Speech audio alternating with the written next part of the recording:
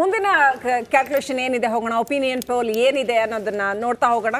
ಇದರಲ್ಲಿ ಪ್ರಜಾಪ್ರಭುತ್ವದ ಹಬ್ಬದಲ್ಲಿ ಲಿಂಗ ಪ್ರಾಬಲ್ಯ ಜಾಸ್ತಿ ಮೆರಿತಾ ಇದೆಯಾ ಅಥವಾ ಸಮಾನತೆ ಇದೆಯಾ? ಪುರುಷ ಮತದಾರರು ಮತ್ತೆ ಮಹಿಳಾ ಮತದಾರರ ನಡುವೆ ಯಾರು ಯಾರಿಗೆ ವೋಟ್ ಮಾಡ್ತಾರೆ ಅನ್ನೋದ್ರ ಬಗ್ಗೆ ಏನಾದ್ರೂ ಡಿಫರೆನ್ಸ್ ಇದೆಯಾ ಅಥವಾ ಪ್ಯಾಟರ್ನ್ ಏನಾದ್ರೂ ಇದೆಯಾ? ಕಾರಣ ಏನಪ್ಪಾ ಅಂತಂದ್ರೆ ಹೆಣ್ಣು ಮಕ್ಕಳಿಗೆ ಇಷ್ಟವಾಗುವಂತ ಗ್ಯಾರಂಟಿ ಯೋಜನೆಗಳು ಏನಾದ್ರೂ ವರ್ಕೌಟ್ ಆಗತ್ತಾ ಅಂತ ವೆರಿ ಇಂಪಾರ್ಟೆಂಟ್. ಮೊದಲು ಅದಕ್ಕಿಂತನೂ ಹಿಂದಿನ ಅವಧಿಗೆ ನೀವು ನೋಡಿದ್ರೆ ಮೋದಿ ಅವ್ರ ಕಡೆ ಎಲ್ಲ ಹೆಣ್ಮಕ್ಳು ಒಳ್ಳೆಬಿತ್ತು. ಯಾಕಂತಂದ್ರೆ ಅಭಿವೃದ್ಧಿ ಯೋಜನೆಗಳು, ಆಮೇಲೆ ಮಹಿಳಾ ಉಜ್ವಲ ಯೋಜನೆ ಅಂತ ಹಾಗೆ ಎಲ್ಲವೂ ಇದೆ ಎರಡೂ ಪಕ್ಷಗಳಿಗೂ. ಸೊ ನಮ್ಮ ಒಪಿನಿಯನ್ ಪೋಲ್ ಏನ್ ಹೇಳತ್ತೆ ಅಂತ ನೋಡಿದ್ರೆ ಯಾರು ಹೆಚ್ಚು ಲಿಂಗಾನುಪಾತ ಪ್ರಮಾಣ ಎಷ್ಟು ಅಂತ 57% 53% ಬಿಜೆಪಿ ಮತ್ತು JDSಗೆ, ಅಂದ್ರೆ 57% ಪುರುಷರು ಬಿಜೆಪಿ JDS ವೋಟ್ ಹಾಕ್ತಾರೆ, 53% ಮಹಿಳೆ, ಅಂದ್ರೆ ಮಹಿಳೆಯರಲ್ಲಿ ಸ್ವಲ್ಪ ಜಾಸ್ತಿ ವೋಟ್ ಕಾಂಗ್ರೆಸ್ ಕಡೆ ಹೋಗಿ ಕಂಪ್ಯಾರಿಟಿವ್ಲಿ. ಆದ್ರೆ ಒಟ್ಟು ಎರಡನ್ನೂ ನೋಡಿದಾಗ ನಾವು vote sharing Congress BJP JDS ಜಾಸ್ತಿ ಇರೋದ್ರಿಂದ 55%. ಇದರ ನಡುವೆ ನನಗೆ ನಾಗೇಂದ್ರ ಬಾಬು ಇದ್ದಾರೆ. ನಾಗೇಂದ್ರ ಬಾಬು ಮುಗಿಸ್ಬಿಡ್ತೀನಿ ಒಂದು ನಿಮಿಷ. ಕಾಂಗ್ರೆಸ್ನ ವೋಟ್ ಶೇರ್ ನಾವು ನೋಡ್ತಾ ಹೋದ್ರೆ 37% ಪುರುಷರು ಕಾಂಗ್ರೆಸ್ಗೆ ವೋಟ್ ಹಾಕ್ತಾರೆ, 41% ಮಹಿಳೆಯರು ಕಾಂಗ್ರೆಸ್ ವೋಟ್ ಹಾಕ್ತಾರೆ ಅಂತ. Yes please. Okay Nagendra Babu, ಈಗ ನೀವು ಅಲ್ಲಿ ಬೇರೆ ಕಡೆ ಎಲ್ಲ ಹೋದ್ರಿ, ಜನಗಳನ್ನ ಮಾತಾಡಿಸ್ತೀರಿ. ಈ ಮಹಿಳೆಯರ ಮೈಂಡ್ಸೆಟ್ ಹೆಂಗಿದೆ? ಯಾಕೆಂದರೆ ಮೋದಿಯವರಿಗಿದ್ದಂಥ ಒಂದು ವರ್ಚಸ್ಸು ಈ ಗ್ಯಾರಂಟಿ ಆದ ನಂತರ, ಯಾಕೆಂದರೆ ಒಂದು ಬಸ್ ಗ್ಯಾರಂಟಿ, ಒಂದು ಕರೆಂಟ್ ಗ್ಯಾರಂಟಿ, ಆಮೇಲೆ ಗೃಹಲಕ್ಷ್ಮಿ ಗ್ಯಾರಂಟಿ, ಇದು ನಿಜವಾಗ್ಲೂ ತಳಮಟ್ಟದಲ್ಲಿ ವರ್ಕ್ ಆಗಿದೆಯಾ ಅಂತ? ಯಾಕಂದರೆ ಬಸ್ಸಲ್ಲಿ ರಶ್ ಆಗಿ ಬಸ್ಸೇ ಕಡಿಮೆ ಮಾಡಿಬಿಟ್ರು, ಅದಕ್ಕೆ ಕೇಳ್ತಾ ಇದ್ದೀನಿ ನಾನು. ಎಸ್ ಜಯಪ್ರಕಾಶ್ ಶೆಟ್ಟಿ, ನೋಡಿ ಇವತ್ತು ಪ್ರಮುಖವಾಗಿ ಒಂದು ಕಡೆ ಕಾಂಗ್ರೆಸ್ನ ಗ್ಯಾರಂಟಿ, ನಾನು ಇವತ್ತು ಶಿವಮೊಗ್ಗದಲ್ಲಿದ್ದೀನಿ, ಇವತ್ತು ಇಲ್ಲಿ ಸಾಕಷ್ಟು ಜನರ ಹತ್ರ ಮಾತಾಡ್ತಾ ಇದ್ದೆ. ಆದರೆ ಜನರ ಮೂಡ್ ಯಾವ ಥರ ಇದೆ ಅಂತಂದರೆ ಪ್ರಮುಖವಾಗಿ ಈ ಮಹಿಳೆಯರ ಮೈಂಡ್ಸೆಟ್ ಎಲ್ಲಿ ಚೇಂಜ್ ಆಗುತ್ತೆ ಅಂದರೆ ಬಸ್ಸಲ್ಲಿ ಚೇಂಜ್ ಆಗೋದಿಲ್ಲ ಅಥವಾ ರಸ್ತೆಯಲ್ಲಿ ಚೇಂಜ್ ಆಗೋದಿಲ್ಲ, ಅಡುಗೆ ಮನೆಯಲ್ಲಿ ಪ್ರಮುಖವಾಗಿ ಚೇಂಜ್ ಆಗುವಂಥದ್ದು.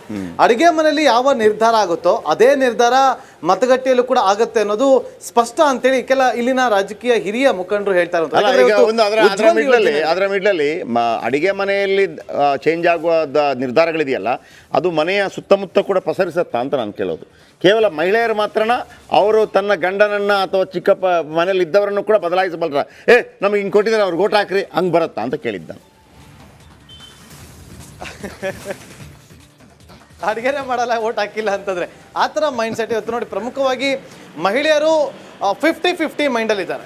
ಸೊ ಒಂದು ಲೋಕಸಭಾ ಚುನಾವಣೆ ಅಂತ ಬಂದಾಗ ಅವರ ಮೈಂಡ್ ಸೆಟ್ ಯಾವ ಥರ ಇರುತ್ತೆ, ಜೊತೆಗೆ ಅಂದರೆ ಸ್ಥಳೀಯ ಚುನಾವಣೆಗಳಂತ ಬಂದಾಗ ಅವರ ಮೈಂಡ್ ಸೆಟ್ ಯಾವ ಥರ ಟರ್ನ್ ಆಗುತ್ತೆ ಅಂತೇಳಿ ಇವತ್ತು ಅಕ್ಕಿ ಕೊಡ್ತಾ ಇರೋದು ನರೇಂದ್ರ ಮೋದಿಯವರು, ಕೇಂದ್ರ ಸರ್ಕಾರ ಅನ್ನೋದು ಇವತ್ತು ಇಡೀ ಪ್ರತಿಯೊಬ್ಬ ಪ್ರಜೆಗಳು ಕೂಡ ಗೊತ್ತಾಗಿದೆ. ಆದರೆ ರಾಜ್ಯ ಸರ್ಕಾರ ದುಡ್ಡನ್ನು ಕೊಡೋದಕ್ಕೆ ರೆಡಿ ಇದ್ರೂ ಕೂಡ ಕೇಂದ್ರ ಸರ್ಕಾರ ಅಕ್ಕಿಯನ್ನು ಕೊಡೋದಕ್ಕೆ ಸಿದ್ಧವಾಗಿಲ್ಲ ಅನ್ನೋ ಚರ್ಚೆಗಳು. ಈಗ ಮಹಿಳೆಯರ ಮೈಂಡ್ ಸೆಟ್ಟನ್ನು ನಾನು ಅದನ್ನು ಮಾತಾಡ್ತಾ ಒಂದು ವಿಚಾರಗಳನ್ನು ನಾನು ಇಲ್ಲಿ ಪ್ರಸ್ತಾಪ ಮಾಡ್ತಾ ಇರುವಂಥದ್ದು. ಸೊ ಇಲ್ಲಿ ಪ್ರಮುಖವಾಗಿ ಮಹಿಳೆಯರು ಒಂದು ಅಕ್ಕಿ ಕೊಡ್ತಿದ್ದಾರೆ, ಬಸ್ಸಲ್ಲಿ ಪ್ರಯಾಣವನ್ನು ಮಾಡ್ತಾ ಇದ್ದೀವಿ, ಜೊತೆಗೆ ನಾರಿ ಶಕ್ತಿ ಯೋಜನೆಯಲ್ಲಿ ಮನೆಯ ಪ್ರಮುಖ ಮಹಿಳೆಗೆ ಅಂದರೆ ಯಾರು ಮುಖಂಡೆ ಅಂತ ಕರೆಸ್ಕೋತಾರೆ, ನಾಯಕಿ ಅಂತ ಕರೆಸ್ಕೊಂಡು ಅವ್ರಿಗೆ ಅವರ ಖಾತೆಗೆ ಹಣ ಹೋಗುವಂಥದ್ದು, ಇದೆಲ್ಲವೂ ಕೂಡ ಈ ಮೋದಿ ಗ್ಯಾರಂಟಿ ನಡುವೆ ಸ್ವಲ್ಪ ಇದು ಹೈಲೈಟ್ ಆಗುವಂಥ ಚರ್ಚೆ. ಸಂಕೀರ್ತ ಮೇಡಮ್, ಈಗ ಮಹಿಳೆಯರ ವಿಚಾರಕ್ಕೆ ಬಂದಾಗ ಆ್ಯಸ್ ಎ ವಕ್ತಾರೆಯಾಗಿ ಮಹಿಳೆಯಾಗಿ ಕೂಡ ಒಂದು ವಿಚಾರ, ಸಾರಿ ಶ್ವೇತಾ ಮೇಡಮ್, ಮಹಿಳೆಯರ ವಿಚಾರಗಳಿಗೆ ಬಂದಾಗ ಮೋದಿ ಅನ್ನುವಂಥ ಒಂದು ಫ್ಯಾಕ್ಟರ್ ಜೊತೆಗೆ ಈ ಗ್ಯಾರಂಟಿ, ಮೋದಿ ಗ್ಯಾರಂಟಿನ ಅಥವಾ ಮಹಿಳೆಯರು ಕಾಂಗ್ರೆಸ್ ಗ್ಯಾರಂಟಿನ ಹೆಂಗೆ ನೋಡ್ತಾರೆ ಅಂತ ನಿಮ್ಗೆ ಅನ್ಸುತ್ತೆ? ಆ್ಯಕ್ಚುಲಿ ವುಮನ್ಸ್ ಅವ್ರ ಮೈಂಡ್ ಸೆಟ್ ಹೆಂಗೆ ಓಡುತ್ತೆ ಅಂತ ಅಂದರೆ ಒಂದು ಸಮಸ್ಯೆಗೆ ಶಾಶ್ವತ ಪರಿಹಾರ ಹುಡುಕ್ತಾರೆ ಅವರು. ಈ ಟೆಂಪ್ರವರಿ ಬೇಸ್ಡ್ ಗ್ಯಾರಂಟಿಗಳೆಲ್ಲ ಅವ್ರ ತಲೆಯಲ್ಲಿ ಅಷ್ಟು ಕೂರಲ್ಲ. ಯಾಕೆ ಅಂತಂದರೆ ಮೋದಿಗಿನ್ನ ಮುಂಚೆ ಕುಮಾರಣ್ಣ ಅವರು ಬಂದಾಗ ಲಾಟ್ರಿ ನಿಷೇಧ ಮಾಡಿದ್ದಿರ್ಬೋದು, ಸಾರಾಯಿ ನಿಷೇಧ ಮಾಡಿದಿರ್ಬೋದು, ದಿಸ್ ಆರ್ ಆಲ್ ಅವ್ರ ಲೈಫ್ ಥ್ರೆಟ್ನಿಂಗ್ ಥಿಂಗ್ಸ್. ಅವ್ರ ಮನೆಯಲ್ಲಿ ಅನುಭವಿಸ್ತಿದ್ದಂಥ ಕಷ್ಟಗಳನ್ನ ಅವ್ರಿಗದು ಅದಕ್ಕೊಂದು ಶಾಶ್ವತ ಪರಿಹಾರ ಅಂತ ಕಂಡುಹಿಡ್ಕೊಟ್ರು. ನಿಷೇಧ ಮಾಡಿದ್ದು SM ಕೃಷ್ಣ ಅವರು. ನೋ ಕುಮಾರಸ್ವಾಮಿ ಅಲ್ಲ, SM ಕೃಷ್ಣ ಮಾಡಿ. ಕುಮಾರಸ್ವಾಮಿ ಅವರೇ ಮಾಡಿದ್ದನ್ನ ಒಂದಂಕಿ ಲಾಟ್ರಿ SM ಕೃಷ್ಣ, ಆಮೇಲೆ ಕರ್ನಾಟಕ ರಾಜ್ಯ ಲಾಟ್ರಿ ಅದನ್ನ ಕುಮಾರಸ್ವಾಮಿ ಅವರ ಕಾಲದಲ್ಲಿ ಆಗಿತ್ತು. ಸೊ ಇದೆಲ್ಲ ಮನೆಗೆ ಮಾರಕವಾಗಿದ್ದಂತ ವಸ್ತುಗಳು, ಅದನ್ನ ನಾವು ನಮ್ಮ ಲೈಫಿಂದ ಇದೊಂದು ವಸ್ತು ತೆಗಿಬೇಕು ಒಳ್ಳೆ ಪಾಯಿಂಟ್ ಹೇಳಿದ್ರಿ. ಈಗ ಕುಮಾರಸ್ವಾಮಿ ಅವರು ಅದನ್ನ ಈಗ ಶರಾಬು ನಿಷೇಧ ಆಯ್ತು, ಒಂದೊಂದು ಲಾಟರಿ ನಿಷೇಧ ಆಯ್ತು, ಅದ್ರ ಲಾಭ ಬರಲಿಲ್ಲ ಅವ್ರಿಗೆ ಅಂತ ನಾನು ಕೇಳ್ತೀನಿ. ಅಲ್ಲ, ಅದನ್ನ ನಾನು ಹೇಳ್ತಾ ಇದ್ದೀನಲ್ಲ, ಲಾಭ ತೆಗಿಯೋಕೆ ನಾವು ಲಾಭ ನಷ್ಟ ಯೋಚನೆ ಮಾಡಿ ಜನರಿಗೆ ನಾವು ಇದನ್ನ ಅನೌನ್ಸ್ ಮಾಡಬಾರ್ದು. ಇವ್ರು ಕಾಂಗ್ರೆಸ್ನವ್ರು ಏನ್ ಮಾಡ್ತಿದ್ದಾರೆ, ಲಾಭ ನಷ್ಟ ಕ್ಯಾಲ್ಕುಲೇಟ್ ಮಾಡೇ ಗ್ಯಾರಂಟಿ ಅನೌನ್ಸ್ ಮಾಡಿದ್ದಾರೆ. ರಾಜಕೀಯದಲ್ಲಿ ನರೇಂದ್ರ ಮೋದಿ ಅವರು ಕೂಡ ಲಾಭ ನಷ್ಟ ನೋಡಿನೇ ಅನೌನ್ಸ್ ಮಾಡೋದು. ಅದು ರಾಜಕೀಯದಲ್ಲಿ ಯಾರು ಹೇಳಕ್ ಸಾಧ್ಯನೇ ಇಲ್ಲ. ಅಲ್ಲ, ಅದಕ್ಕೆ ಬಿಜೆಪಿ ಅವರು ಉತ್ತರಿಸ್ತಾರೆ ಅದು ಏನಕ್ಕೆ ಅಂತ. ಬಟ್ ನಾನು ನನ್ನ ಪಕ್ಷದ ಪರವಾಗಿ ನಾನು ಏನ್ ಹೇಳ್ಬೇಕು ಅಂತಂದ್ರೆ, ನಾವು ಲಾಭ ನಷ್ಟದ ಜೊತೆಗೆ ಜನರಿಗೆ ಏನ್ ಅವಶ್ಯಕತೆ ಇದೆ ಅದನ್ನೇ ನಾವು ಮಾಡಿದೀವಿ ಹೊರತು ನಮಗ್ ಸಿಕ್ಕಂತ ಕಡಿಮೆ ಅವಕಾಶದಲ್ಲಿ ನಾವು ಇದನ್ನ ಮಾಡಿದೀವಿ. ಬಟ್ ಕಾಂಗ್ರೆಸ್ ಅವ್ರಿಗೆ ಈಗ ಪೂರ್ತಿ 5 ವರ್ಷ ಅಧಿಕಾರ ಕೊಟ್ರು ಗ್ಯಾರಂಟಿ ಈಗ ಅವ್ರು ಫುಲ್ ಪ್ಲೆಡ್ಜ್ ಅಲ್ಲಿ ಬಂದ ಮೇಲೆ ಗ್ಯಾರಂಟಿ ಕ್ಯಾನ್ಸಲ್ ಮಾಡ್ತೀನಿ ಅನ್ನೋ ಮಾತು ಆಲ್ಮೋಸ್ಟ್ ಎಲ್ಲಾ ಸೀನಿಯರ್ ಲೀಡರ್ಸ್ ಬಾಯಿಂದ ಕೇಳ್ಪಡ್ತಾ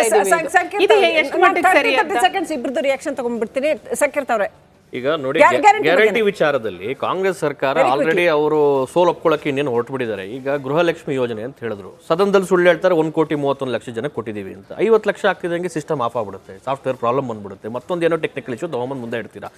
ನೀವು ಈ ರೀತಿ ಇದ್ದಾಗ ನರೇಂದ್ರ ಮೋದಿ ಅವ್ರ ಗ್ಯಾರಂಟಿ ನೋಡ್ತಾರೆ, ನಾರಿ ಶಕ್ತಿ ಯೋಜನೆ, ಮಾತೃವಂದನೆ ಯೋಜನೆ, ಬೇಟಿ ಬಚಾವ್ ಬೇಟಿ ಪಡಾವ್ ಯೋಜನೆ ನೋಡ್ತಾರೆ. ಇವೆಲ್ಲವೂ ನೀವು ಏನನ್ನ ನಾವು ಘೋಷಣೆ ಮಾಡಿದೀವಿ ಅದನ್ನು ಅನುಭವಿಸಿದ್ದಾರೆ ಜನ, ಈಗಲೂ ಕೂಡ ಹೋಗ್ತಾರೆ, 10 ವರ್ಷದಿಂದ ಬರ್ತಾ ಇದ್ದಾರೆ.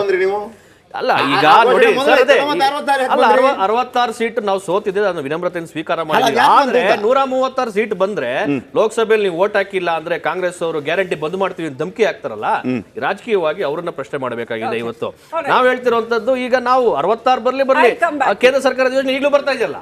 ಅಲ್ಲ, ಈ ಗ್ಯಾರಂಟಿ ವಿಚಾರ ಗ್ರಾಮೀಣಕ್ಕೆ ಬಂದು ನೋಡಿ, ಇದರಲ್ಲಿ ಮೆನ್ ವಿಮೆನ್ಗೆ ನನಗನ್ಸುತ್ತೆ ಕಾಂಗ್ರೆಸ್ಗೆ ಅಷ್ಟು ಕಮ್ಮಿ ಬರಲಿಕ್ಕಿಲ್ಲ. ಗ್ಯಾರಂಟಿ ವಿಚಾರದಲ್ಲಿ ಸ್ಪೆಷಲಿ ಮಹಿಳೆಯರಿಗೆ ಫ್ರೀ ಬಸ್ ಸರ್ವಿಸ್ ಆಗಲಿ, ಫ್ರೀ ಎಲೆಕ್ಟ್ರಿಸಿಟಿ ಆಗಲಿ, ಗೃಹಲಕ್ಷ್ಮಿ ಆಗಲಿ, ಅವ್ರು ಹೇಳ್ದಂಗೆ ಸ್ವಲ್ಪ ಹೆಚ್ಚು ಕಮ್ಮಿ ಆಗಿದೆ, ಆದರೂ 50%, 60% ತಲುಪಿದೆ ಮಹಿಳೆಯರನ್ನ. ಹಾಗಾಗಿ ನೋಡಿ, ಇಲ್ಲಿ 53% ಬಿಜೆಪಿ JDS ಕೊಡ್ತಾ ಇದ್ದಾರೆ, ಬಟ್ ಕಾಂಗ್ರೆಸ್ಗೆ 41. ನನಗೆ ಅನ್ಸುತ್ತೆ ಅದು ಸ್ವಲ್ಪ ಇರಲಿಕ್ಕಿಲ್ಲ. ಕ್ಯಾಪ್ಟನ್ ಅರ್ಜುನ್ ಕೊಂದಿದ್ದು ಯಾರು? ಅವ್ರ ನರೇಟಿವ್ ಎಲ್ಲಿ ತಂದಿಟ್ಟಿದ್ದಾರೆ ಅಂತಂದ್ರೆ ಸಂಪತ್ತನ್ನ ಹಂಚಿಬಿಡೋದು ಅಂತ. ಇದು ಸ್ಟುಡಿಯೋ ಟಿಪ್ಪು ಜಯಂತಿ ಮಾಡಕ್ಕೆ ಅವ್ರಿಗೆ ಖಂಡಿಸಿದ್ರು. Very nice, very nice. ಯಾರು ತಪ್ಪು ಮಾಡಿರೋದಿಲ್ಲಿ? ಓಲೈಕೆ ಹೇಳಿಕೆ ಇದು ಅಂತ ಹೇಳಿ ಯಾಕೆ ಪರಿಗಣಿಸಬಾರದು?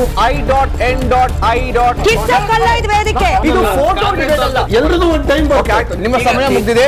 ಅವ್ರು ಹೇಳೋಕ್ಕಿಂತ ಮುಂಚೆನೆ ಹೇಗೆ ಪ್ರತಾಪ್ ಸಿಂಹ ಪಾಸ್ ಕೊಟ್ಟಿದಂತ ಆಗ್ಲಿ ಡಿಕ್ಲೇರ್ ಆಗೋಗಿತ್ತು ಅಂತ ನನಗೊಂದು ಡೌಟ್ ಬಂತು. ಸಾಕು ನಿಲ್ಸಿ, ಸಾಕು ನಿಲ್ಸಿ.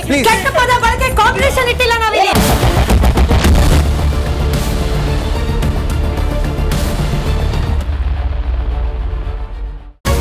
ರಿಪಬ್ಲಿಕ್ ವರ್ಡ್ ಆಪ್ ಇದು ಕೇವಲ ಅಪ್ಲಿಕೇಶನ್ ಅಲ್ಲ, ಸಮಗ್ರ ಸುದ್ದಿಗಳ ಸಂಪರ್ಕ ಮಾರ್ಗಕ್ಕೆ ಕ್ರಾಂತಿಕಾರಿ ಬದಲಾವಣೆ.